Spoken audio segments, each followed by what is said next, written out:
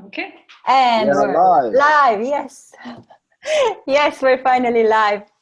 Welcome, everyone. Welcome to our Projector Fireside Gathering number 10. My name is Raluca, and I'm here today with Lakshmi, our guest today, and of course with Dunstan, who's the initiator of this wonderful Projector Fireside Gathering. Um, a, a series of interviews that is meant to help us learn about human design in a relaxed, fun way by connecting stories of from the lives of the projectors that we are interviewing with their chart. So we are already on our 10th interview.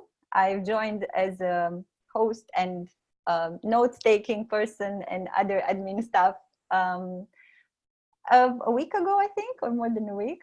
I joined this project with Dunstan and Pascal. And I'm happy to introduce you today to our guest, Lakshmi. So, Lakshmi Devi Jagad, I hope I pronounced your name correctly. If not, please, please tell me how to pronounce it.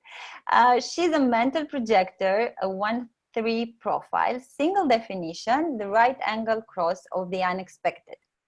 Lakshmi lives in Atlanta with her husband. She was born and raised in Mumbai, India, and moved in Atlanta in 2003. She is a writer, an editor, and blogger by profession and vocation. I'm so excited to be hearing stories from your life, Lakshmi. Welcome. Thank you for joining us. I'm going to pass on the mic to Dunstan to start the interview for today. Dunstan? Awesome. Let's go. Hi, Lakshmi. Welcome. How are you doing? I'm good. How are you, Dunstan? I'm really good. It's been an eventful day, and I'm glad to be here. So, first of all, how long have you been in the human design experiment? When did you first find out you were a projector? So it's a bit of an interesting story. I think I came across human design probably late last year. Mm-hmm. And, this has been a bit of an eventful year in my life. Lots of things. It's a whole another video. But I came and I think I read up on some site about the 4 types. And I was so positive from the description that I'm a reflector. And I'm like, I am a reflector. This just describes me perfectly. But then when I put my birth details in, turns out I was a projector. And I thought, this makes no sense, forget it. I just discarded the whole thing. This was probably a year ago. But then this year, I don't know, it kind of popped up again through some social media feed or something. And I again put in my birth details. And of course, turns out I'm a mental projector. And then I started reading a lot more closely into the themes and the behavioral patterns and the orientation of a person of this design. And I realized that it described me very, very well. So it's actually been only a couple of months or so. Also, I managed to get a reading. I found a person who gave me a reading. But then I think I would say maybe around July or probably June is when I really kind of got introduced to it and started reading up everything I could get my hands on about projectors. And also did my husband's chart. Turns out he's a manifesting generator. So both of us got really excited because it kind of defined us in a way which was with tools and the strategy, which kind of gave us a little more practices, how to live. So I'm certainly more excited about it than he is, but it's been just a few months. Yeah. Cool. Okay. It's such a fascinating thing, isn't it? Because there's 2 angles for human design. One is your chart, knowing what's relevant for you and how, understanding your chart, you can start to see maybe there's areas that you can step into more of your strengths. Maybe there's areas where, we often find we've been living in our not self and we come into better alignment. And then there's the whole other side of it, which is learning about all the different types and learning the system. And it's such an interesting distinction, isn't it? Because not everyone who comes into human design is going to be an analyst. So not everyone needs to know all about everything. So we often find that, you know, for example, mental projectors are going to be interested to watch this call because it's more relevant, that there's, you know, all that openness below the throat, and for you in the throat as well, which is, you know, something that you have in common with all other mental projectors. So that's really interesting. The only other type, of course, that does have no definition below the throat is, of course, the reflector. So there is that openness is something that you have in common with the reflectors. The openness, you know, for you, you have your throat undefined. We'll pull your chart up in a moment anyway, and have a little look at that. So that's pretty cool. So which parts of being a projector did you feel once you got that and got your head around it? What did you find resonated for you with being a projector? So there are some parts that clearly, like I have been thinking about, looking back at my life and thinking about the so-called decisions, that how my life is kind of manifested. And some things do not, at least I'm not yet able to figure out how human design has played a role in that, whatever. But the parts that resonated for me was, you know, I've been very lucky in that I have a suspicion that both my parents are projectors, because I had a really, in many ways, kind of a blissful childhood. My parents they gave me so much space, and sometimes I didn't even want all that space. I would like, please step in and do something for me. But they just let me be in so many ways that I had a lot of space to be, mental and physical space. So I never felt pushed or never felt pressured to be anyone else. And so I think a large part of my life, my first 6-7 years, I probably was living my design, you know, just unbeknownst to me. But of course, you turn 8, 9, 10, you start becoming influenced by your peers.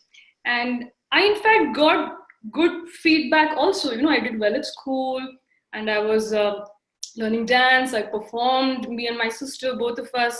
My sister is an MG, by the way. And were you in Mumbai at this time still? Yes. So it was a very full, energetic, creative expression guided by my parents. And I felt, you know, I am a very energetic person. I have a lot of energy. And it was great. But I think as I got older, I felt as if I need to, and I was literally cruising through, you know, and I always thought I shouldn't cruise. I need to have a plan. But, you know, whatever I wanted came my way. I never saw any reason to go out and do anything, because I have very little desire. And I've thought about this for the longest time. Why is it I don't have any clear desires? Like, you know, I want to be a certain person in a company, or I want to travel to London. No, you know, I've always found that my desires are just very, if at all, they're very hazy. And I've always felt like a bit of a loser for not having clarity of desire or motivation. I mean, if you don't have desire, how do you have motivation, right? So I always felt like I'm just like a slacker, just cruising through life because of my relative smartness or appearance or whatever. And at some point I thought, you got to get real, you got to get serious, put a goal, put some goals out there, go after something. And I hated it because, you know, I always felt as if the universe or whatever had a better plan for me than I did. So I had more confidence in the universe setting goals for me than my own ability to set goals. But I felt that was like a loser attitude. So I very much tried to, you know, and it never worked. Even the smallest goals I set never freaking worked for me. And so when I came to know the projector design, I was like, thank you, God. I don't have to do this. Like, it's a relief, huh? It was such a relief, because I genuinely had faith that things would come about and I would just respond. I really don't need to. And because I never cultivated my goal setting abilities, it's always very weak. So it's not a very good faculty of mine, you know. So what resonated for me was this, that I can actually rest assured, you know, that things are moving around me in a way, and I just need to respond with authenticity and honesty, you know, just like I am. But in between, I had a phase where I was very much like, no, I need to do more. I'm just a slacker. I'm a loser. And well, Pascal's a mental projector, and she's resonating with what you're saying, okay. And Raluca as well. And I'm resonating a lot, feeling like thank God I'm a projector. There's nothing wrong with me. There are people like me and we are perfectly okay like this. So, completely, totally resonating with you. So that was, do you happen to know what your motivation is in human design? Have you had an advanced chart done? No, I haven't. And I've been hearing about this so much, but I haven't got that done. It's a really interesting thing, because it could be that your motivation is innocence. I have it. It could be. Which is all about just waiting for it to, just being in that state of innocence and allowing it to come. So that's something to maybe check out at some point. Which is, and the transference is desire for that one. Oh. So if you're thinking, not self, that you should have goals, you should have some ambition, because otherwise you're a loser, then that's going to be transference. That about describes me perfectly. It could be. It'd be great to find out. Let us know. But my question is, were you aware of where that idea of that, if you didn't do a certain thing, then you'd be a loser? Where did that idea come from? Because that didn't come from within you, did it? No, and honestly, I was doing pretty well in school, so I wasn't a loser. I did very well in school. I went to a good college. And I honestly, I was just expressing myself, because my parents never told me you need to be good at school or you need to top your classes, nothing. It was a very natural expression of my own energy and my aptitude, and all of that just was coming forth in those first 10, 12 years of my life. But and in fact, I used to pride myself on the fact that, my sister is 2.5 years younger than me. And she's very driven, very motivated to excel. And she's a beautiful example of an MG, actually. And I used to think, like, why is she sweating so hard for an exam? What's the big deal? So I used to be really cool about it. The end of the day before the exam, I was just like, I'm not going to study anymore. Just going to read like a novel or like just chill. And I would be perfectly okay. But, as I got older, I thought that to really excel, you have to sweat a little. Like to really be like a topper or to really go that extra mile. And then I started to think that, dear God, I was just cruising because of luck and I really don't have much substance. I was just plain lucky for the first 10, 15 years of my life. And now that, I'm older, now like my luck has run out. And I'm not as smart as I thought. When I was in school, I thought I'm a decently intelligent person. But then I thought, dear God, I'm really not, because it's like, I think that was because of a series of not self decisions, which kind of landed me in places where suddenly I felt, shit, this is not what I thought of myself. And I had a few years in between where my confidence was like a super low, because I just wasn't doing well. And I just felt like I was just not good enough at that point. And I think it's an interesting thing, isn't it? Because like as a child, you knew, And I love looking at how beliefs affect our experience. And, with that belief coming in, then you're looking backwards at, everything was working, right? And then you look back and you were like, oh no, I was just lucky. Or, if I really want to be successful, I've got to do this. I have to. I'll be a loser if I don't have a goal. And it's so interesting that, how was that? Did you abandon what you stepped away from what had been working for you up to that point? But I think it might be the motivation, might be innocence, as you said. And I think it also helped because for some time in my life, I had some really strong personality friends.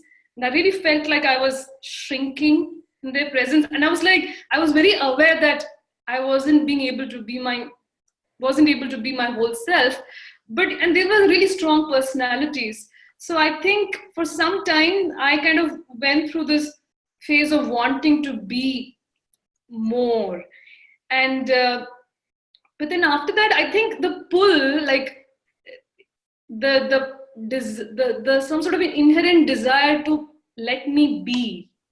And I think there was something in me that very clearly steered me from, towards getting my space. And so after a while, some of these strong friendships dropped out from my life. So I felt it became easier and easier for me to fall back into the space of who I was. Like periodically, I would get a glimpse of that. And I would realize that this is what I want. I want this space to be myself the way I am. And so I could see the difference when I was with other people. My whole energy would change, and then I realized I don't like that. I end up being in these situations because of work and social commitments and all that, but it was very clear in my head that the only place I can fully be myself is if I am by myself, or there are very few people in my life, like my mother, for instance, or my husband, my partner, for instance, who really allow me, give me the space to be myself. So I think these kind of relationships, I think it's by design, not by intention. These relationships in my life have helped me to come back to that, because I think they kind of respect me and value me for exactly who I am. So I come back to that state of, yeah, this is it. Everything else is just drama that happens when I go out in the world.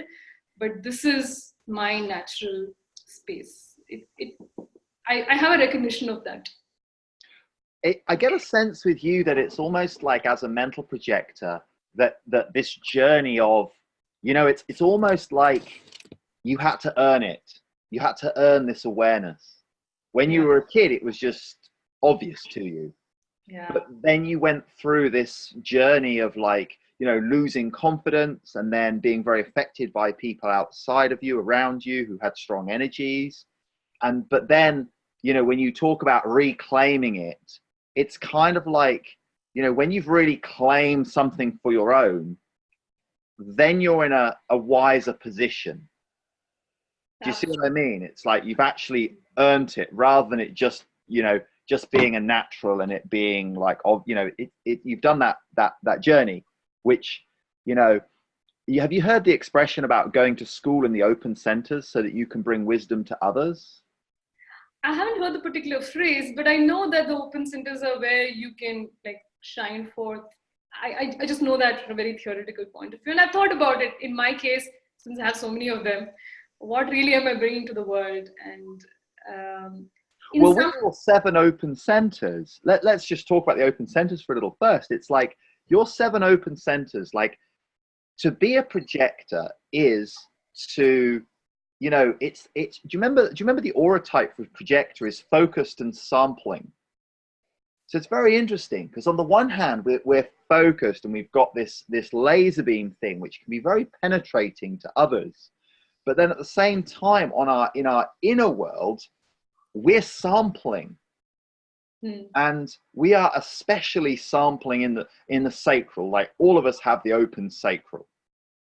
So we are feeling especially the sacral energy around us. And we are especially sampling the generators and feeling that energy. Now, depending on what energy that is, if that's a real sweet vibration, and you're around people who are in their feeling of, satisfaction, which is their signature as generators, that's going to feel good. However, it's still, for us projectors, important to have time on our own to not have that sacral always activated. Now, at the same time, if there's frustration in the person's, and we're just talking about the sacral center, if that generator is experiencing frustration, and they're always trying in their lives and doing stuff they don't love, then, being around that energy, that's going to get amplified as well. And that goes for all of us. Now, for you specifically, you've got another, because you've got 7 open centers, so you've got another 6 open centers, which are taking in energies and amplifying them from every single one of the centers. All 4 of the motors are undefined, so you're taking in those different energies. And it rang really true when you said that you were surrounded by people who had very strong energies, that maybe it wasn't good for you, that just by being around those people, you're taking that in. And not only are you taking it in, but it's being amplified by all of your openness. See, the difference that as a there's only 2 centers. You've only got 2 centers more. If there was 1 less gate, then you would be a reflector. So it's kind of a bit tempting to say, oh, well, you're almost a reflector. But the reflectors have something very special. They have this Teflon aura, so that it's almost like things just slide off them. Like they don't get, of course they feel everything, but they're not so much about, they don't have that focus on the other. Their focus is on the whole collective. So it's almost like, in some ways, you're almost, your aura is more open than a reflector. Do you see what I mean? As far as them having that Teflon. So, and especially for you, are you aware within the mental projector, there's 3 different types of mental projector? No. So if we were to look at, let's pull your chart up now. Let's just share that, because you've got the head and the ajna defined. So can you see your chart there on the screen? I can. Now, if we were to pull up, if we were to look at Pascal's chart, we would see that she's also a mental projector, but she has the throat and the ajna defined. So that's a different setup. I don't know if Pascal, I don't seem to have your chart handy. I don't know if Pascal might be able to share hers. But, you know, the only 3 centers that you can possibly have defined as a mental projector is the head, the ajna, and the throat. And so what that means is that you can either have the bottom 2 defined, which is what Pascal has, or you can have the top 2 defined, or you can have all 3 defined. So you're the most mental of the mental projectors. It's like, you know, it's like you've not even got the throat defined.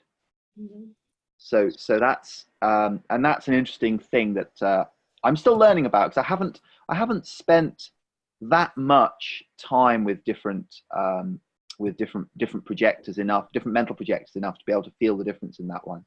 But yeah, so anyway, what you were saying about being affected by the energies of people around you, you know, all those white areas, it makes so much sense that you would be affected by those around you.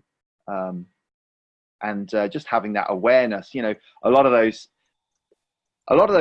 things that you'd be feeling were not you. And just knowing that what you're feeling, even though you might feel it more intensely than the person where the energy is coming from, can be such a powerful thing to be like, hey, all this stuff I'm feeling, it's cool to feel it, but it's not me. Yeah. And this is where I think, so I learned, in fact, it's about 15 years now that I was initiated into a practice of meditation.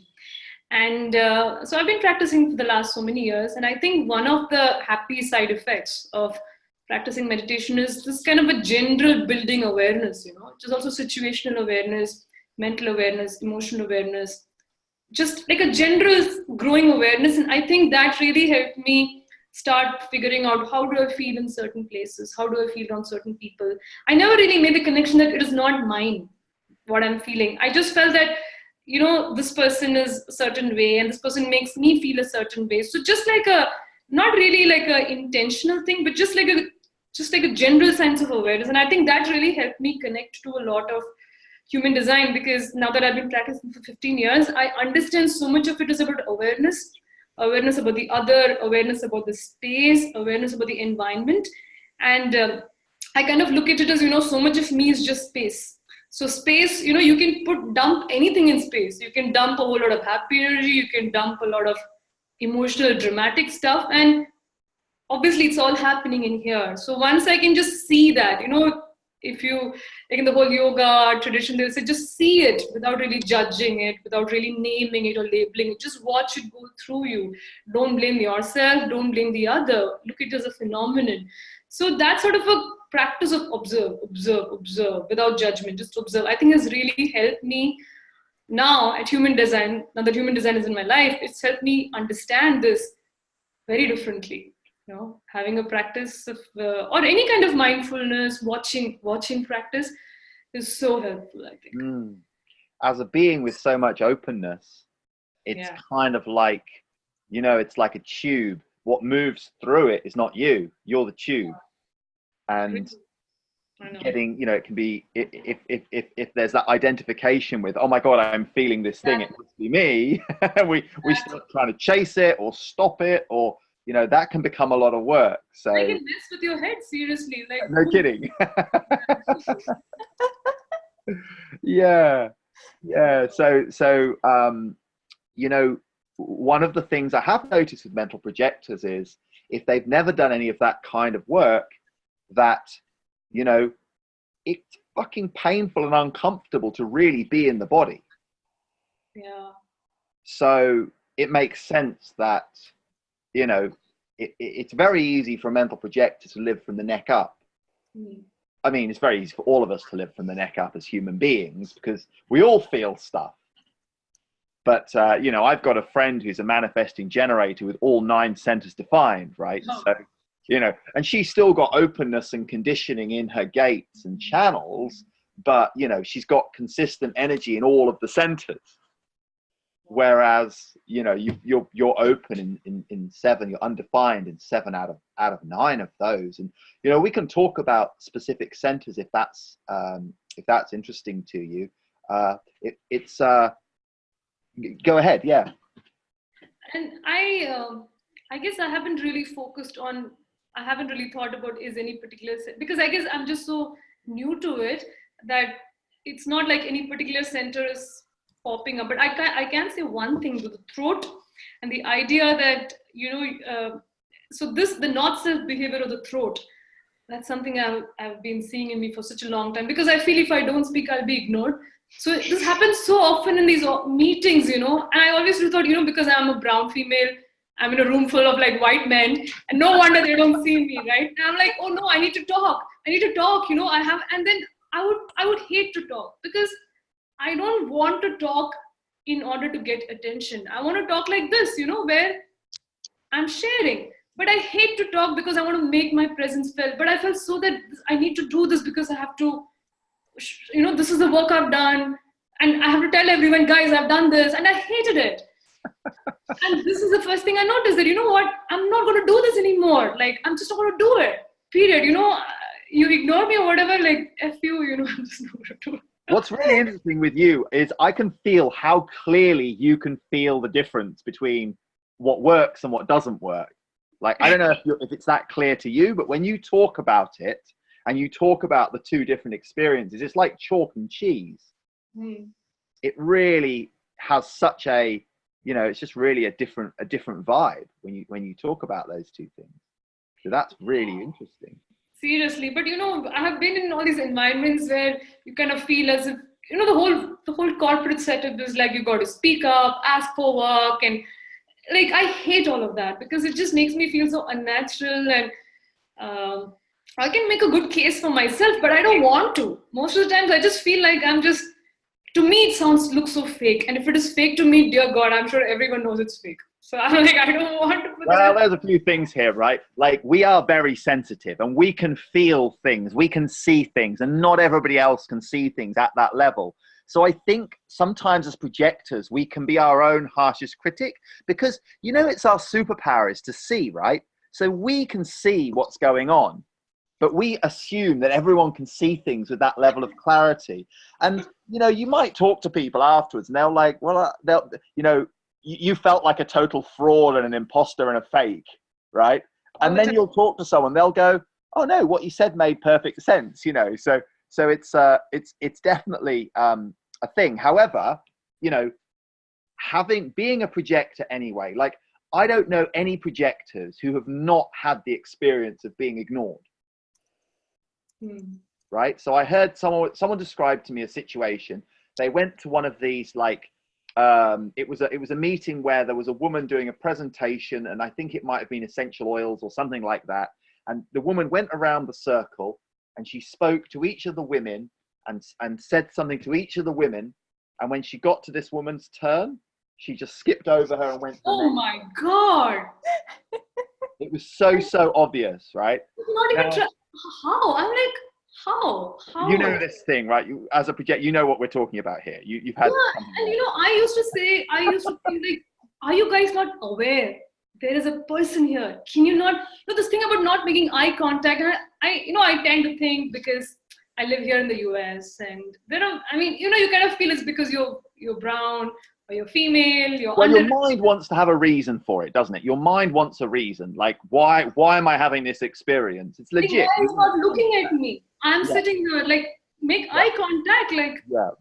you know, that sort of thing. But like, Have you seen this? I shared this photo a few times. I can't remember the dude's name, but you know the X-Men? It's Cyclops. You know, Oh, Cyclops has those glasses, and if he takes them off, whatever he looks at, he incinerates it. wow. So you know, it's like one way to think about being a projector is that, you know, it's such a contradiction in some ways, because you're so open and sensitive, and you feel everything, but at the same time, our aura is penetrating. Now, depending on how good we are at waiting, you know, people feel that. Now, it may not be a conscious thing.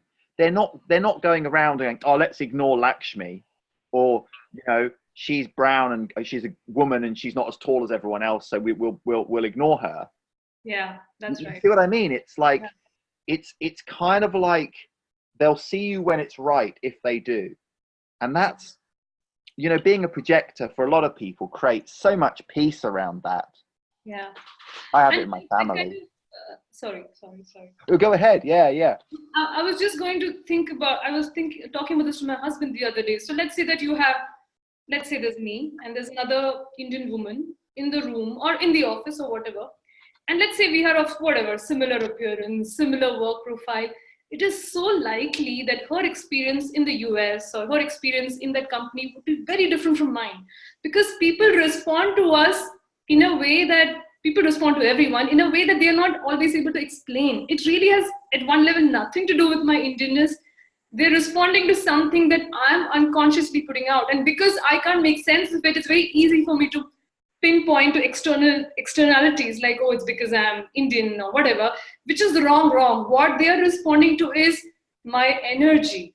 And because I am not in 100% awareness of what my energy is, what am I really putting out, then I'm trying to figure out why are they behaving with me this way or why are they not. But in truth, they are probably not aware themselves why they choose to ignore a woman and why they choose to look at another woman, because it probably at one level has nothing to do with the external, but everything to do with their particular type, you know. And Energy never lies.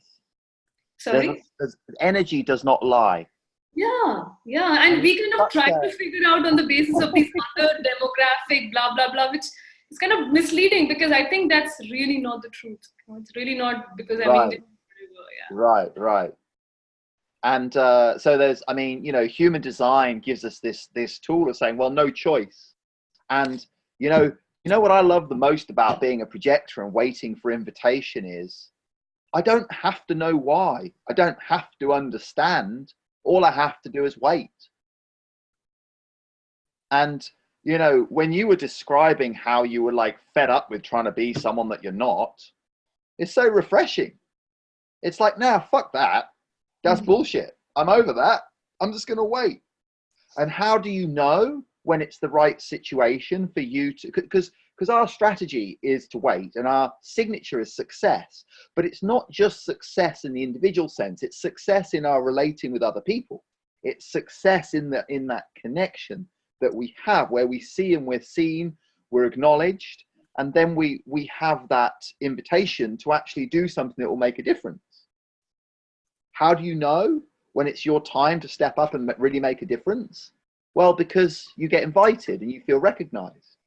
And in the meantime, there's nothing to do. And that's such a sweet thing. It's such a relief. It's kind of like that the mind can take a break.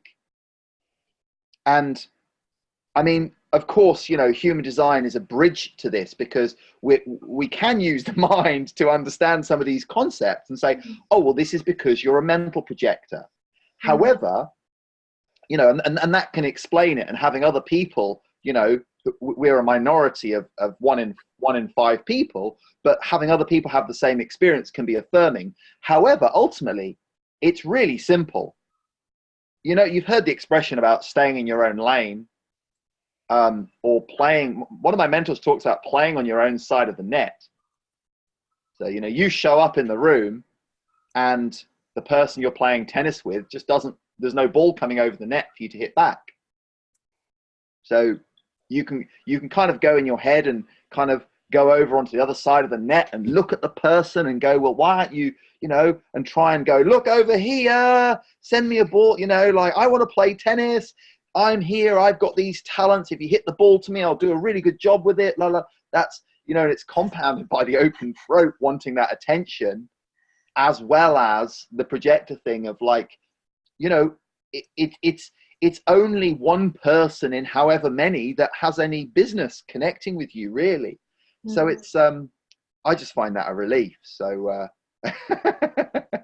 But you know, there are a couple of instances in my life, and I keep going back to them, where I did not wait for an invitation. The first was, so when was this? This was about 1996, when I was in college, and I met this guy who's today my husband. So it's very interesting. So I had known about him through his friends even before I met him. So I knew this is a really smart guy and one of the really good students in the college and all that. And then I met him, and I remember this. I had such an instant of recognition. I was like, I don't want to make it sound very dramatic, but I just knew this is someone different. You know, I'm going to be, I wouldn't say I knew that I'm going to be with him or something, but I just felt like this is going to be a significant relationship in my life. And we became friends, and even, you know, he would never have really acknowledged to me. I think he was still a little shy, he was still a little nervous. I was the one who told him, it is you. You are the one for me. I said it.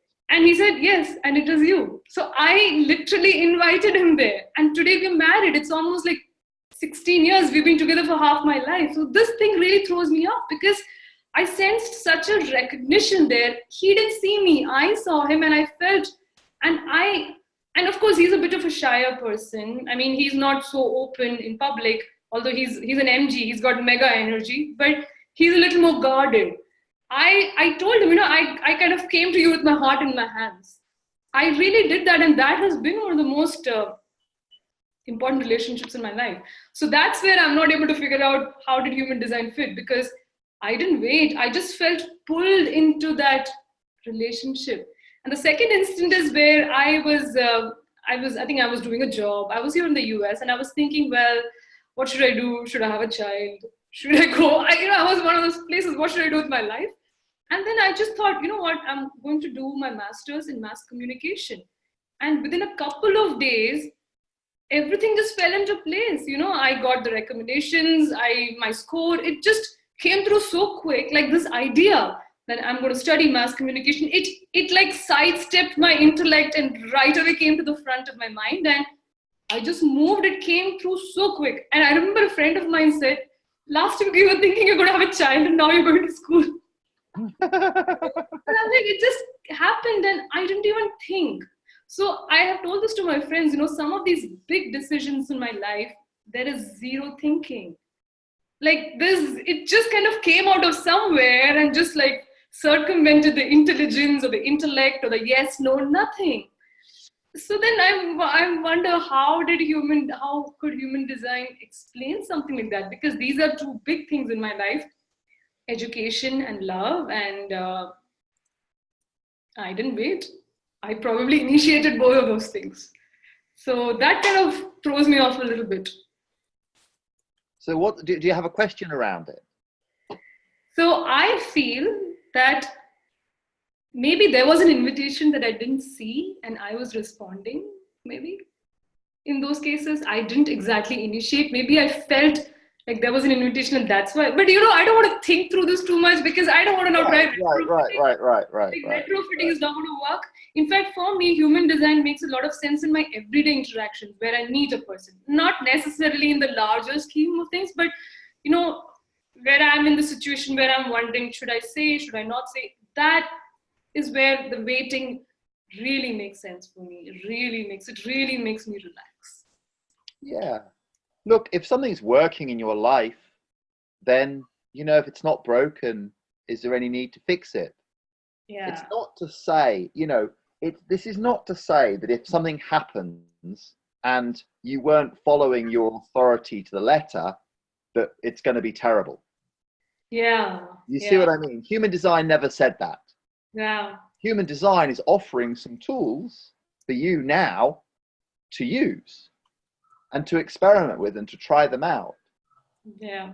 So, you know, if your life is, if you've moved in a certain direction and it felt correct and the result has been that it's worked well, why not? Yeah. Can you see? It's like you could get in your head and try and find, like, it's interesting, isn't it? There's a pattern again of like you're instinctively perfect, Yeah. but then your mind comes in and you then start looking for reasons why. You know, it's already done, it's already happened, and it already worked. Can you see the link? Like you the same, like you're questioning those relationship decisions, going, oh, but maybe I wasn't following my strategy and authority. And then when you were younger, you were questioning your lack of having goals, Yeah. and looking at that and saying, oh, you know, maybe I'm a loser. Whereas actually you weren't, you were winning and it was working really well, but you were just doing it differently to how other people were doing it. Yes. Yeah. So,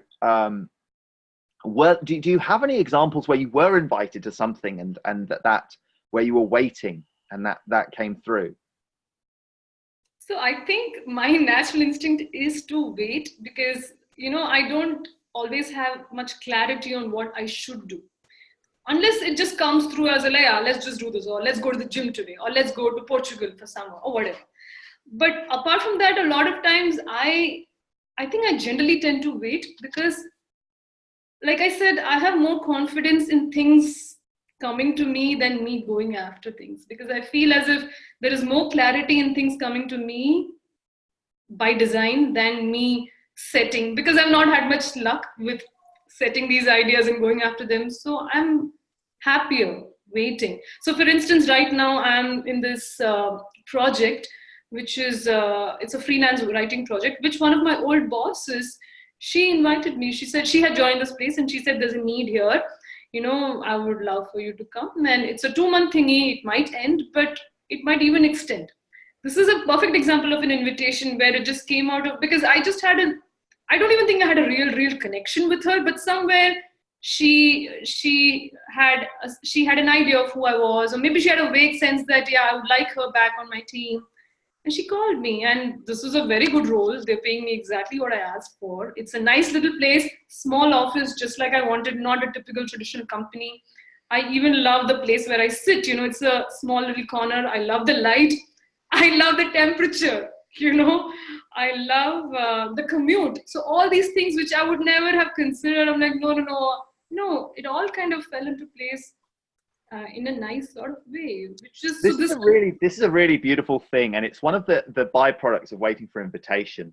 And it's, I mean, can you hear how when you talk about that, about how perfect it is? You know, I just get it. I can hear it in your voice. It's like, yeah, it's perfect.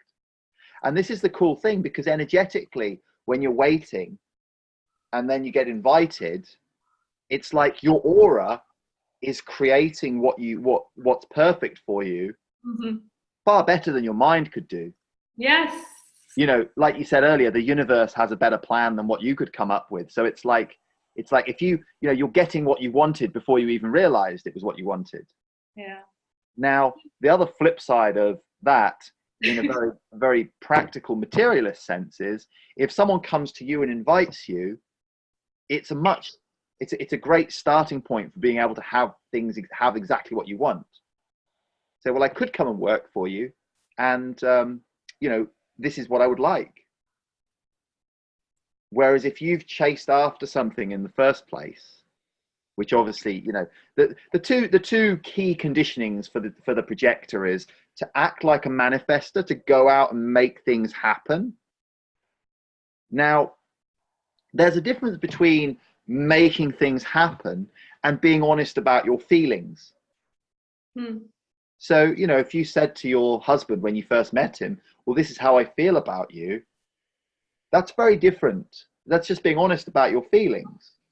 Whereas, you know, if you go up to someone and you say, you are going to, you know, I'm going to marry you, you're going to be my one and only for the rest of my life, you know, that's that's more manifester. So there's nuances to it. Yes. Yeah. So the other conditioning that happens, of course, is for us to be conditioned to be generators.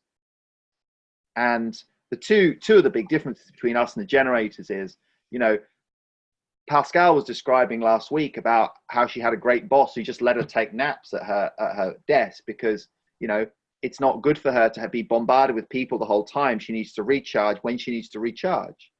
So it sounds like you've got a nice desk where you're not being bombarded with everybody all at the same time. You can have your space. So that sounds perfect. Yeah.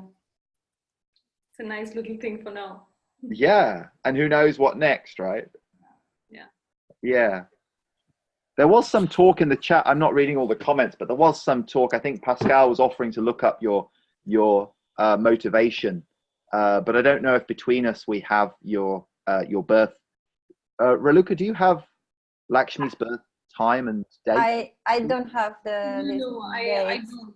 Should I type it here? Why don't you pop it in the comments there, and we can look this up live because it will be curious. Yeah, it would be awesome. So there are. I think on Gene Keys there are places where you can look this stuff up. And how accurate is your birth time, Lakshmi? So interestingly, it's accurate enough because when I got my human design reading done, I had told this lady that there might be a little bit of a gap because, so backtracking a little bit. So a few years back, I got my Vedic astrology reading, my Jyotish reading, which is also very much contingent on an accurate birth time. So Right. the astrologer, she's just so good. When she was reading, she said, you know what? I think there's a little bit of, it may be your birth time might be off for a couple of minutes. So she actually ended up trying to check back and forth, but she said, let's just go with 8:45 for now. But I think the human design analyst, she said, your chart is not going to change because I gave her a range from like 8:30 to 8:45. She said it's not going to change much. So I think it's as accurate as it could be for now. Yeah, it's something that you know that you can do yourself. You can put in the different times, and you know, if you said, okay, I'm going to put in 9 o'clock or 8:30, and then you can look at all the numbers and see if anything changes. You can look at the variable arrows. And interestingly enough, the ones that are, if we pull your chart, let me pull your chart up again. So this may be useful to others as well. Like, so when I look at your chart, is that coming through again now? Yeah. Great. So when we look at your chart, and the key here is to look at the two columns of numbers. So we can look down now. Are you aware of how the lines work? We've got each of there's 13 symbols down the left and the right, and then each one has a gate, which is a number from 1 to 64, and then after the dot there's a line, which is a number from 1 to 6. So if we come down to your Mars is 60.6. So what that means is that, you know, provided that you weren't in retrograde, the planets are moving the other way. But to keep it simple for now, let's assume Mars was not in retrograde. Mars could be on the cusp of going on to the next gate after gate 60. So anything that's a gate 1 or a gate 6 could move. Now, when you get into this with more experience, what you learn is that each of them have a different cycle. So the moon obviously has a 28-day cycle. So what that means is that the moon is moving through, in those 28 days, the moon goes through the 64 gates. So roughly I worked it out one time, it's roughly every 8 hours or so, the moon goes on to a new gate. So the moon is the one that moves the quickest. And then you look at the nodes tend to be a lot slower. Pluto down at the bottom is almost always on the same gate from your design to your personality. So from 88 days before you were born until you were born, Pluto generally only moves like two different lines and stays in the same. So it basically moves a lot slower. So, but it sounds like you've had all that checking done. So that's good. That gives us confidence in your chart. Sometimes the variable arrows will change direction. Like I changed my birth time by like 15 minutes and one of my variable arrows switched over.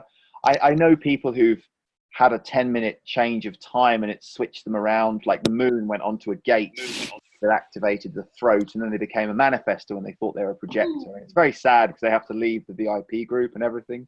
But yeah. So I've also got the this might be really interesting to you. I don't know if you've seen this this particular diagram here.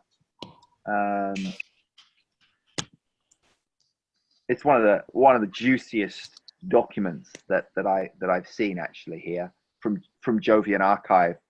I've seen this. You've seen this one, right? So you have, apart from the head and the ajna, all 7 of your other centers are open. And if you look at the G center, the not self, I mean, these are the not self themes, but the rule for the open G center, do you know that one?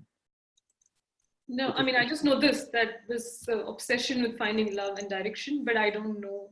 Yeah, so the open G center is right people, right place. So it's really important to be in an environment that is working for you. So when you described your new workplace, I was feeling like, yeah, open G, it's a good environment for you to flourish. And the open G is like, if you're in a situation which just doesn't work for you, don't stay there. Even if in your mind you think, oh, it's the perfect job, it's the perfect house, it's the perfect holiday location. But if you just don't feel good there, don't stay there. So that's the open G rule, is to be in places and around people. Like, you know, you said earlier, you were around people as a teenager that weren't correct for you. And that really affected you. So right people, right place is the open G rule. We've already talked about the throat and trying to attract attention. And then the heart, you know, do I think I have something to prove? It's very interesting. Like, you know, if you're there and you feel the need to prove yourself, that could be the open will center, the open heart kind of there. I also think with age, I have become less susceptible to some of these things. I mean, I turned 40 this year. So I almost feel as if I was younger, I think some of these things were being far more intense, like, oh, I have to prove things, or I have to find love. But now I feel there's a little more comfort that things are good. And then just not a general sense that, yeah, things are all right. So I feel less driven, I feel, in some of these behaviors. But I'm sure when I was younger, I can see I would have probably exhibited all of these in some degree or the other. But with age, I think there's some, I don't know, like maturity or just a sense of relaxation has come. So I feel less inclined to prove myself, not in all aspects. I'm sure this can still manifest in some areas of life, maybe where there's a little bit of a lack or something. But I certainly feel it may have been a lot more pronounced when I was younger. I resonate with that for sure. It's kind of like, you know, if you have to tidy up a house and, you know, you go in there to start with and it's an absolute mess. And then you're like, oh my God, we got to put this wall up. We got to clear out that junk, you know. But then over time, it's like you start noticing, oh, there's some crumbs on the floor there. I'll clean up those crumbs. So it becomes more subtle.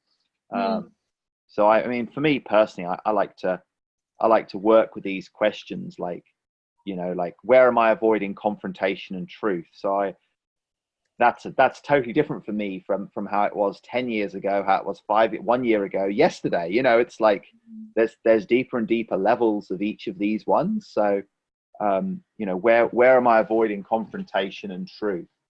That's one that I feel I could keep on going with that one forever probably, and keep on finding more and more stuff.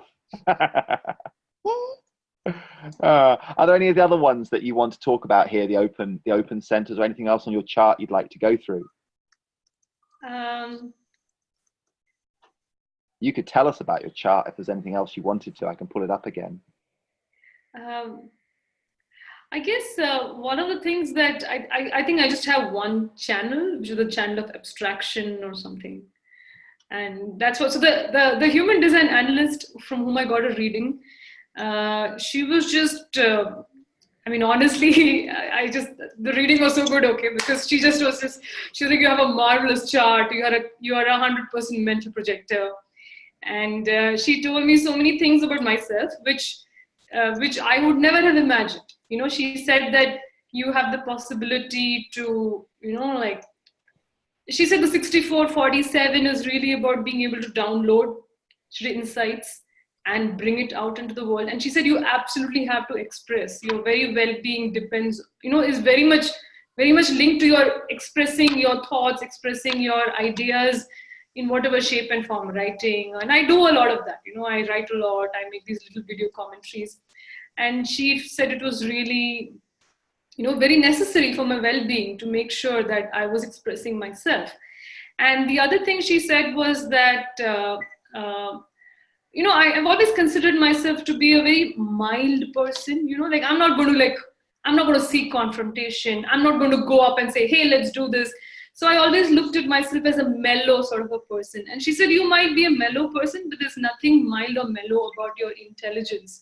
It's very strong, and don't sell yourself short. So there are some things she said which made me kind of try to look myself a little more objectively, where it is very hard. You know, you don't see your qualities as being separate from you. So when she described me, and I started to think, yeah, there are, and you know, this, like, I kind of think of myself as a very conventional person, leading a regular life and not really rocking the boat, not really throwing a bomb in an assembly or anything of that sort. And she said, that's fine. She said, you're not going to do that, but you are not, she in fact called me slayer of dragons. I said, I'm not a slayer of dragons. She said, no, it's not because you seek confrontation or you know, you're like offending people. It is because of your ability to bring the truth forward in your own way.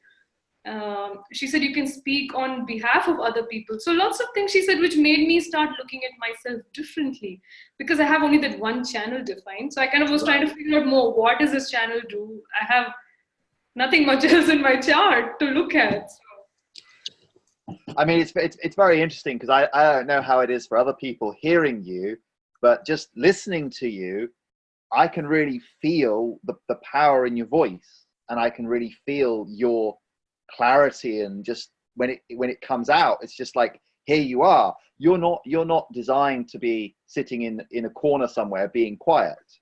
You're designed. I would never know this about myself. Like, I've been on this path for 40 freaking years, and I've always like thought I'm blending in, being quiet.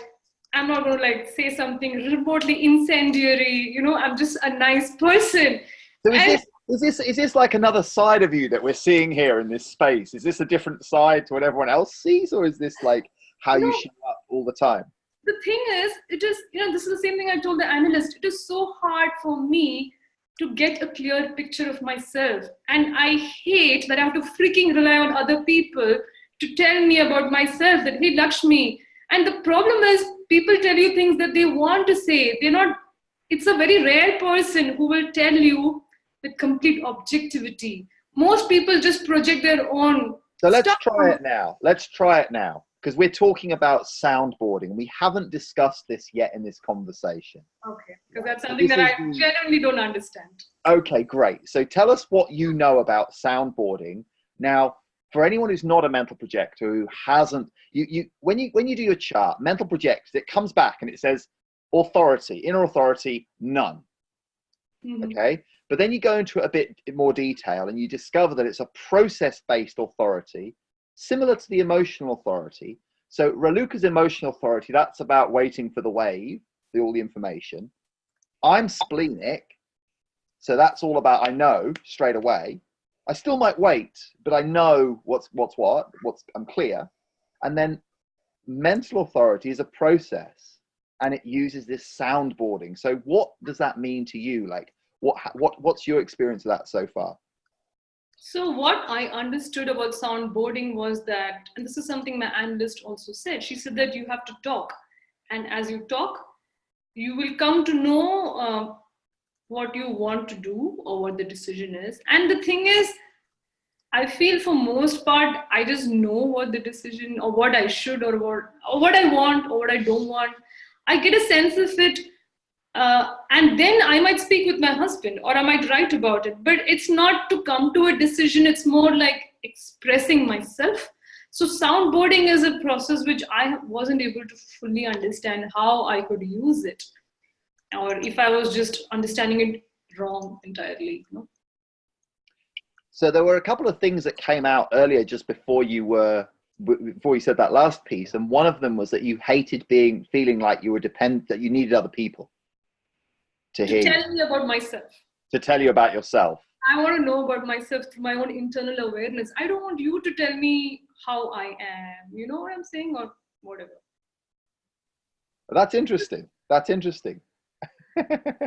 I mean, because there are very few people who have that openness to tell you. Like, Okay, good. So this was the second part that you mentioned, which was feeling that other people have an agenda, or they've got interests, or they're gonna say bullshit to you, or say what you want to hear. So it's about talking. It's not just about talking.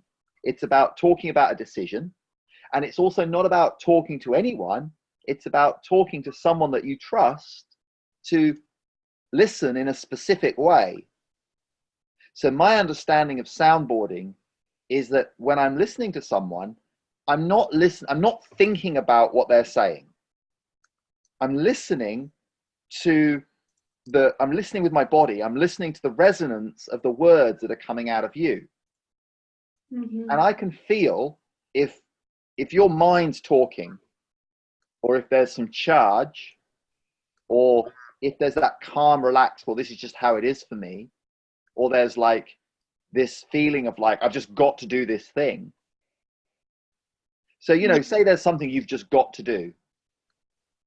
And you know, you were going to have a baby, and then you went and studied. And that was really interesting because you spoke to your friend, I think I might want to have a baby. And then you were like, actually, I'm going to go and do this study. So it's kind of like there was something in you that needed a new direction, but you weren't sure what it was. And you spoke to your friend, and then you got some clarity.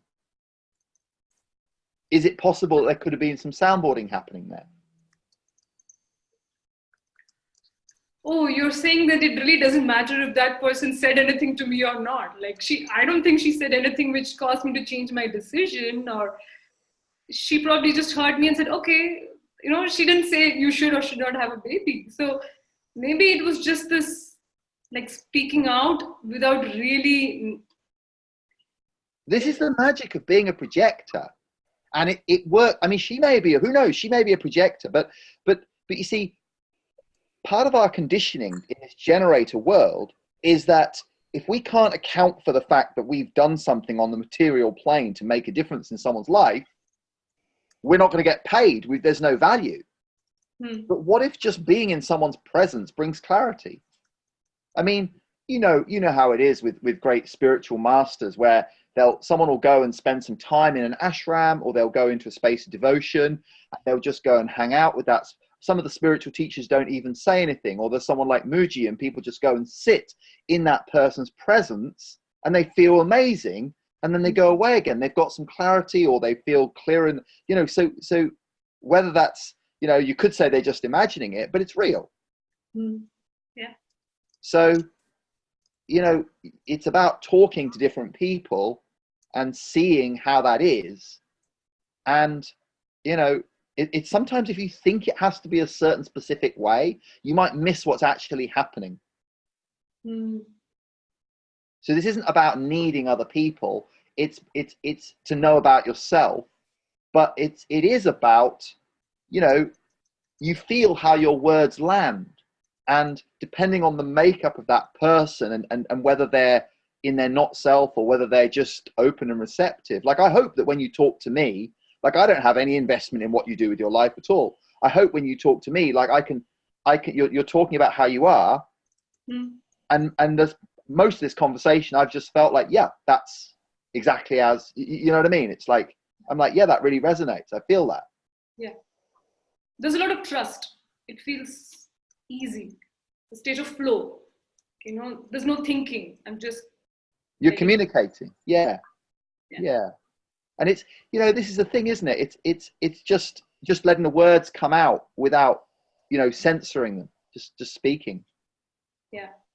I mean, is there anything, and you've also, you know, the other thing is you've also got Raluca who's sitting here holding space, and Pascal's listening and holding space as well. So you're in a space where, you know, we all have some awareness of what it is to be a projector, and we all have some awareness of what it is to be a mental projector. So, you know, it's not necessarily the value that the power of this kind of scenario isn't just in, you know, my ego might like me to think, oh, if I ask great questions, it'll be a great conversation, but it's nothing to do with that. It's just feeling that we can relax and you know, you're open. You can tell if someone's full of shit. You can tell if it's bullshit in a space. You can feel it. And you know, you maybe you do have a lot of clarity already. But I have a feeling like there could be more for you to explore here with this soundboarding. Yeah, I think I was trying to understand it in theory. Like, do I have to find a person? Because honestly, I don't even have many friends. I'm quite a well, I have many friends, but you know, I'm a friendly person, but I don't have many friends. It's the difference between acquaintances and friends, the people that are really in your tribe, right? We could try it now. Is there anything in your life that's a decision that you're making at this time? Could be a small thing, could be a big thing. Is there something that you're trying to make a decision around in your life at this time?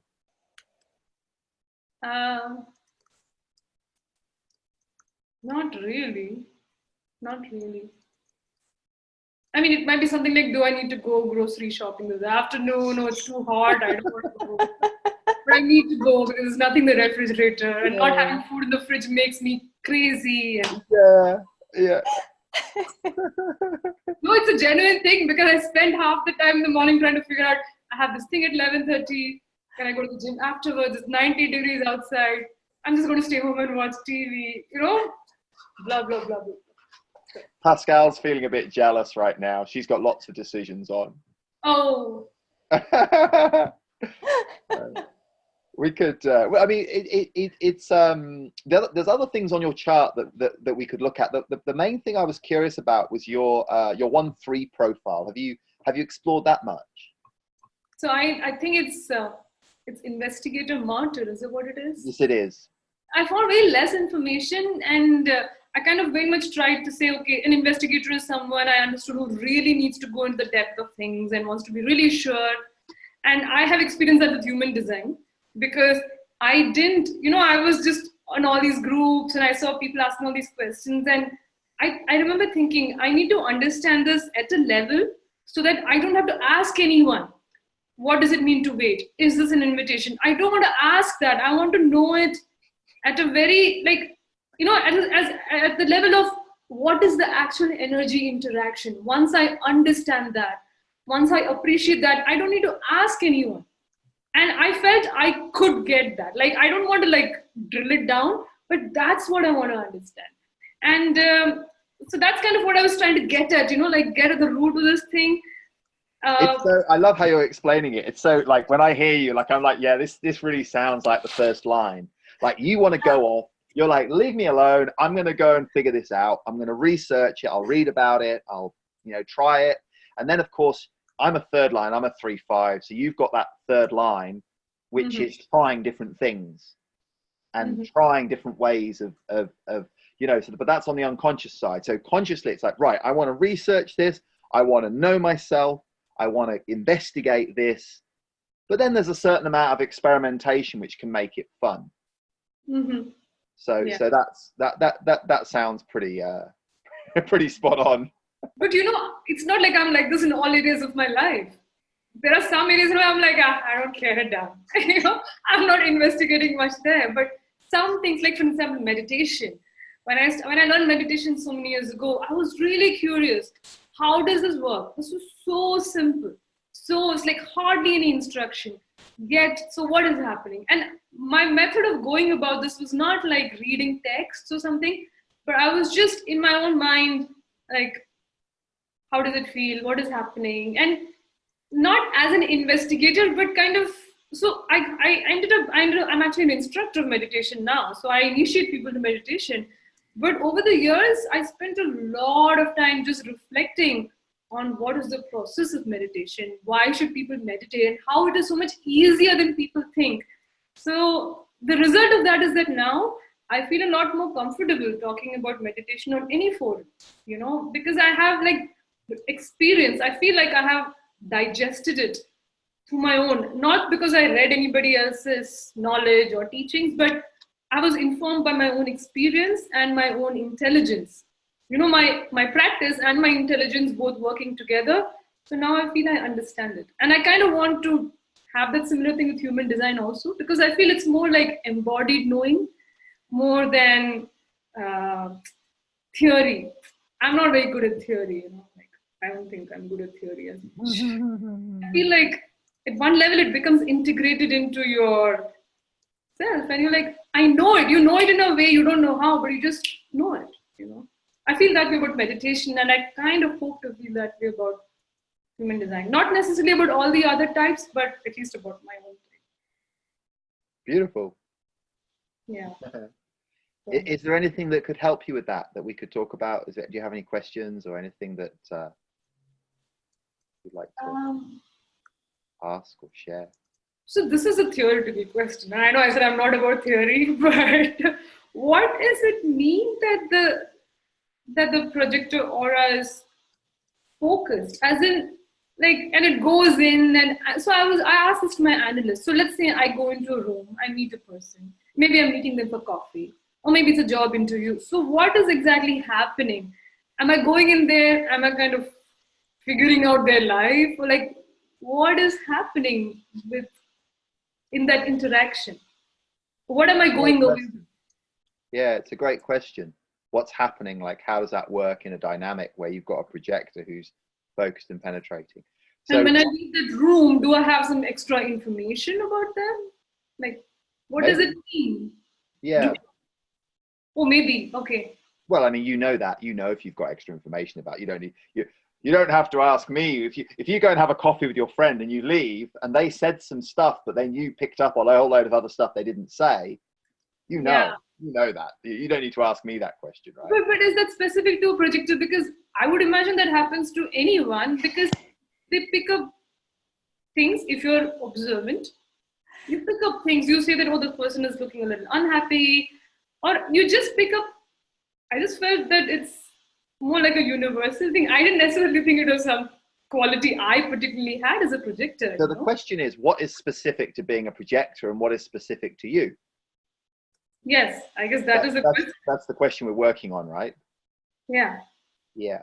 So the first thing is that as a projector, let's talk theory, and then let's say how your experiences match up with the theory, or it's not theory, it's the paradigm of human design, right? So projectors are very, very well suited to a one-on-one. So I don't know about you, but when I'm talking with you now, I don't really have an awareness of the other people watching. I'm totally focused on you. I'm seeing you. Does that make sense? Yeah. Yeah. Whereas, do you ever notice when a group of people hang out, a bunch of generators hang out, and they're kind of, the way of communicating is like, and it's kind of like a group interaction, and their aura is open and enveloping. So it's kind of like a big cuddle puddle sort of scenario where everybody's energy is, it's a there's a group dynamic there that's happening. So if I'm talking to a group of people, I'm on a stage, when I'm talking to one person directly. And then I'm talking to another person directly. Yeah. And that feels like that's what, like, groups aren't natural for me. I feel like if I'm in a group situation, if I'm there to lead, if I'm there to guide, it can work really well. But if I'm there to just hang out and be one of the lads or be a part of the posse or something, it just doesn't feel good to me at all. So And that may not be specifically a projector thing, because it depends on the quality of the energy. But even if it's a group of people who are all really happy and mellow, it just doesn't feel great for me to go and hang out in that, just sort of freestyle in that environment. So that's how I find it for me. When I'm one-on-one with someone, it feels really good. Or somebody can feel really good. It doesn't always feel really good. Depends on the person. Depends on, yeah, exactly. If I've had an invitation, if you know, if that connection's there. So, and of course it's hard to imagine how it is, because we don't know what it's, you know, we know our own experience. Now, one thing I've definitely experienced is I'll be hanging out with a group of generators slightly off to the side, and they're all talking and they're trying to solve some kind of problem. Now, for me, being focused, penetrating, success, I'm all about, great, how do we solve this problem? But chances are the people there having this conversation, they're actually enjoying the experience of all talking to each other and all connecting in that group. And it's not just, for me, I'm splenic. It's cut and dry. I'm like, right, what's the solution? Great, we've done that. What should we talk about next? But maybe they enjoy the process of oh, well, I tried that and I tried this. And oftentimes I'm listening to them like, well, I hear him start saying, oh, I tried this way of doing this situation. I'm like, well, I can tell you what's going to happen there. And then they tell the story. And of course, that's what happened. And, you know, so I often feel like I'm sitting on my hands. Yes. So, yeah, I can just sort this out so quickly, so efficiently. I can see what's going on. I can see where that person's awareness and competence is. And I can see what needs to happen. Yeah. So I'm sitting on my hands like this. And what I've noticed is if I jump in and I watch how they're all interacting and they're like, blah, blah, blah, blah, blah, blah, blah, blah, blah, blah. And if I come in and I try and do what they're doing, I go, blah, blah, blah, blah, blah. But I've got this penetrating aura, and then they all just kind of stop. They kind of like almost physically like reform their group, and they kind of just turn away a little bit. And then they go over here and go, blah, blah, blah, blah, blah. And it's like, I'm not seen, my wisdom wasn't received. There was, and if I take that personally, bitterness. Yeah. Because I know the answer. And then the worst thing that can happen is they ignore me, but then they kind of got it, but then they kind of figure out what I was trying to say, but they think they figured it out for themselves. Or later, a month later, I see them doing the thing that I said, but they ignored me at the time. You know what I mean? Yeah, I remember the story you shared about You heard that one. You were guiding this, was it like a Toastmaster sort of a scenario? Yeah, that's right. Yeah.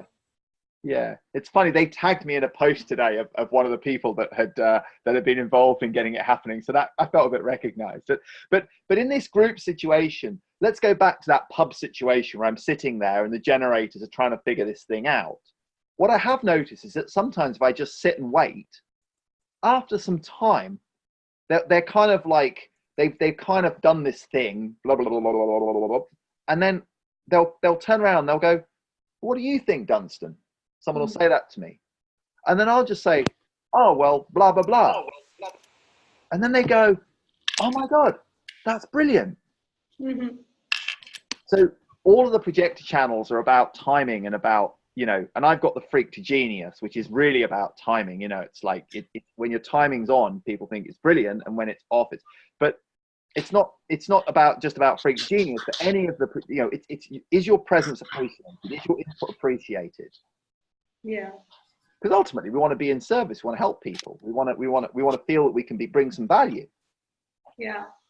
But I have experienced that when I'm with a group of people who each one of them has somehow seen me and appreciates me as I am.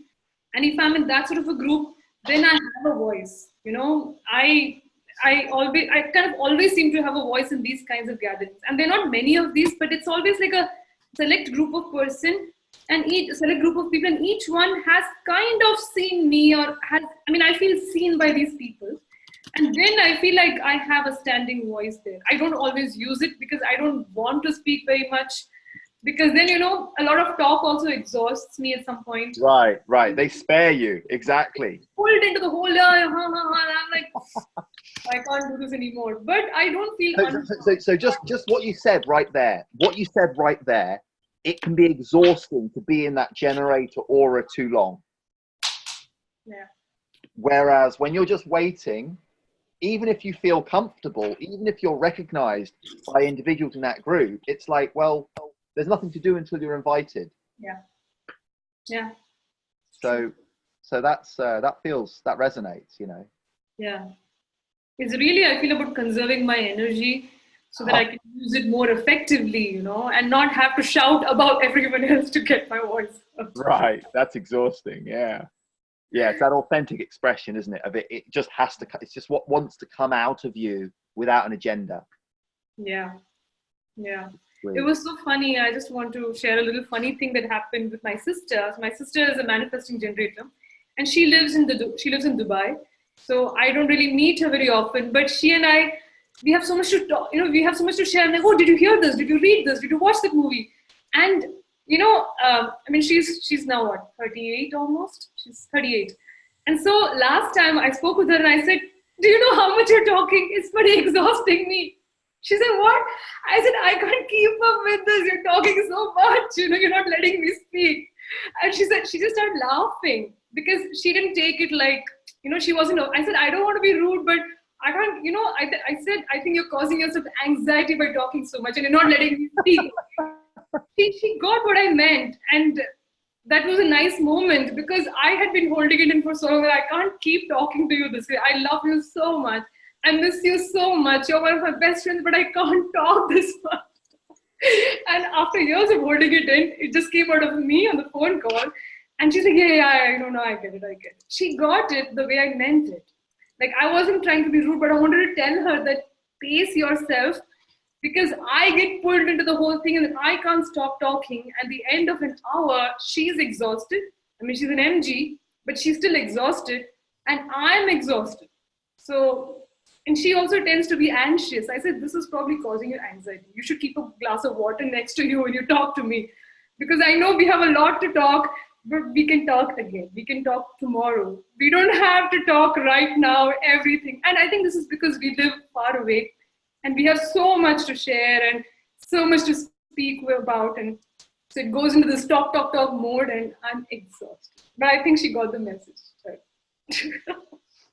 But it came out in this whole unplanned way that please, do you know how much you're talking? I mean, this is after all these years of being sisters. You know, now I told her this, that relax a little bit. But this happens when my family gets together. We're so happy and there's so much to talk. And we all live, I mean, my parents live in India. She lives in Dubai. I live in the US. So when we meet, there's this whole thing of got to make up for time. There's not enough time. So then we get into this crazy mode. I mean, you said it yourself, right? You said that at the end of it, you feel exhausted. It is exhausting. And because they're people you love, right? Like love so much. It's not someone I feel like I want to be with them. I want to talk to them. I just can't talk this way. Well, you want to have a meaningful connection, but at some point you get into a space where it's exhausting. Yeah. And one of the skills of being a projector is be able to feel that tipping point of when the energy's gone, you know, when you're trying versus when it's just flowing. Yeah. Yeah. So true. Pascal's looked up your motivation. You have motivation, need, and the transference is fear. Okay. I'm sorry. I don't understand any of that. Well, explore this for yourself, okay? But what I heard you say was that when you met your husband, you needed to tell him how you felt. At some point, yes. You needed to tell him. And he was shy, so it really was on you because he wasn't going to come and talk to you by the sound of it. So you needed to go and talk with him. When you were talking about, do I study or do I have a child? There was something in there that you didn't say it specifically, but there was something that you needed to do something. There was a feeling like you needed to do something at that point in your life. Yeah. I think so. And you weren't sure what it was, but you needed to do something.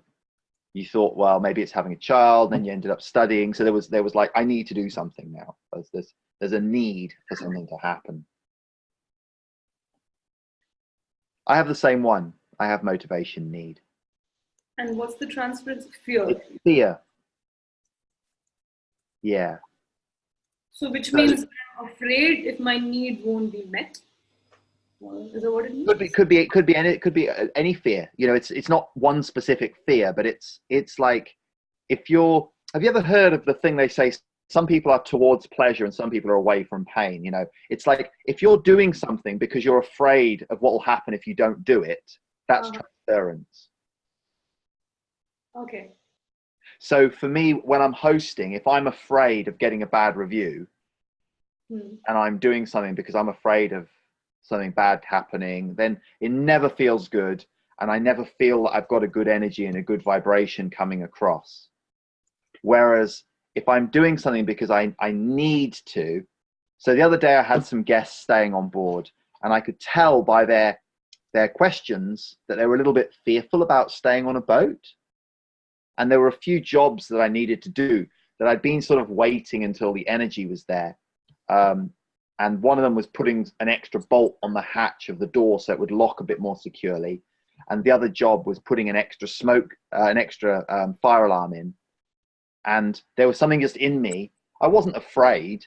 There was no fear, but there was like, I need to do this. I just felt I need to do that. I wasn't invited, but I was like, right, I need to get that sorted. So I went and did it. And I'm so glad that I did, because they were very nervous, even so.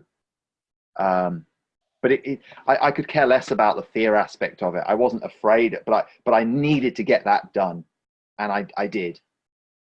So the motivation is like, so the transference is the not self motivation? Correct. Yeah, it's the opposite. Yeah, the transference is the opposite. Exactly. Okay. Yeah. And I mean, I'm very new to this. I've been working with my motivation for, maybe 6 months. So I'm not an expert, but that's kind of, I can sort of see it crystallizing. I can feel it taking shape. So that's something to experiment with. Yeah. Just kind of stay aware of where is Yeah, like if it's something needs to happen, like if you need a certain amount of money for a certain thing, or if you need to get your spare room ready because you've got a relative coming to stay. These are places where I personally find when I need to get something done, energy comes with that. There's an energy that comes with it and I've also got defined will, so that for me is a thing that I use. So yeah, it's a thing. So yeah, that's something to explore. And the other thing you can do, depending on how deep in you want to go, you can start to track the current transit. And if you learn the order of the gates that the moon moves in, what you'll notice is, so let's pull up your chart again.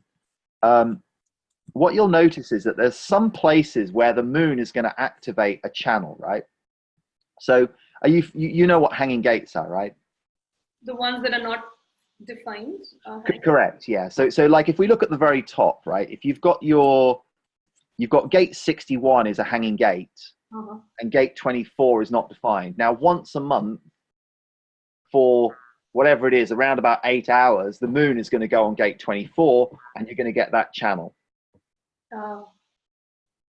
And then the moon's going to move on to the next gate and the next gate and the next gate. So if you write all the gates out in the order that they happen in the I Ching, the order they are on the wheel, and you can start to track with the moon how that's happening, you're going to notice at different times of the month, you're going to feel different things. So, for example, if the moon comes on gate 23, you're going to have that channel activated, the freak to genius. Whereas if the moon's on gate 11, nothing particular happens. Okay, that's great. That's great information. Yeah, you can check that out if you want to. I know people that do like a spreadsheet, and they'll then track, and then there's other influences always. There's all the planets and stuff, but just looking at the current transit, you can start to see those things.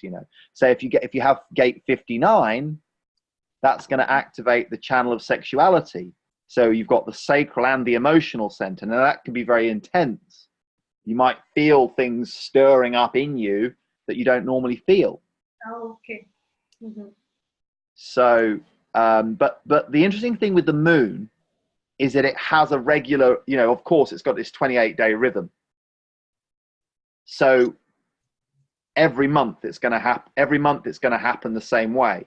Of course, there's other things happening as well, but every month the moon's going to do the same thing. So you might notice certain aspects of that, and you go, "Oh, I'm feeling like this. Oh, yeah, that's right. Gate 59's coming around again with the moon." Okay. So that's something that you can track as a mental projector. I mean, for reflectors, it's super juicy for them to do that because they only have those hanging gates. But you know, anyone that has a lot of hanging gates, especially mental projectors, that can be a juicy exercise to do. Mm.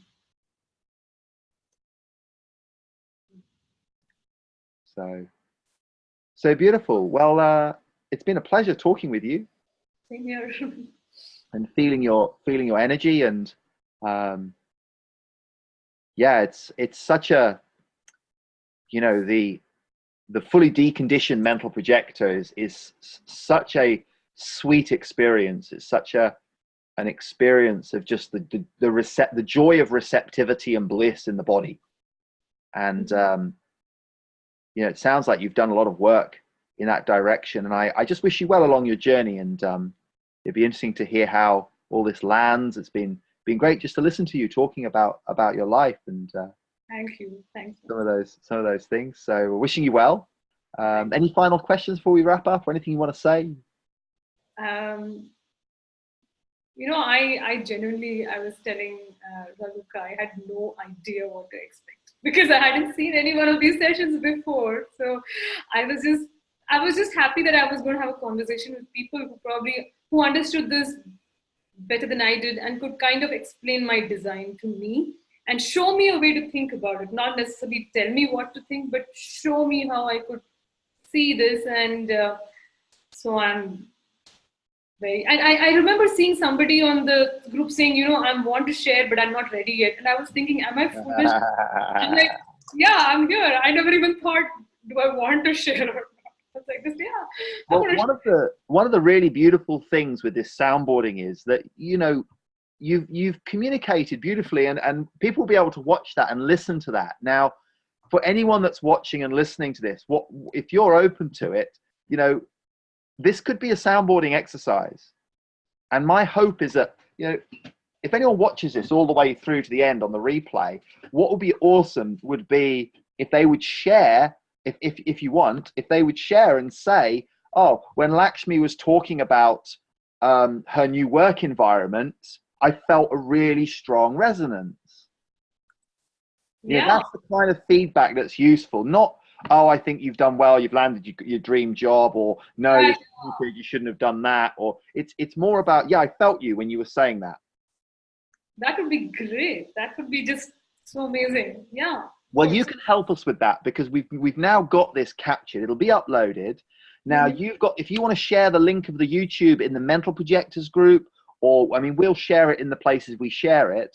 But, you know, if you're inviting other people to give you feedback on that, you know, but not just any old feedback, specifically soundboarding feedback, you know, you may find that there's some people who really see you through listening to this and watching this. But what would I ask of them? Nothing. I mean, if I was to post it in the Mental Projectors launch, but what would you could just say, hey, I'd love you to listen to this and see if you feel a resonance, and see which, you know, just listen and share. And, you know, what you'll find is that depending on who's listening to it, where they're at in their journey, and if they're the kind of person that's on your penta, just because you're both mental projectors doesn't mean that you're in the same penta. They'll listen, and they might say, you know, and you'll just see what feedback comes back, and you may find that there's one or two people, and when they feed back to you, you feel seen. You see what I mean? They might come up with something. They may hear something in what you're communicating and share that with you, and you'll be like, wow, that person really got me. Because you've said so far that it's your partner, your husband, and not many people in your life that really get you.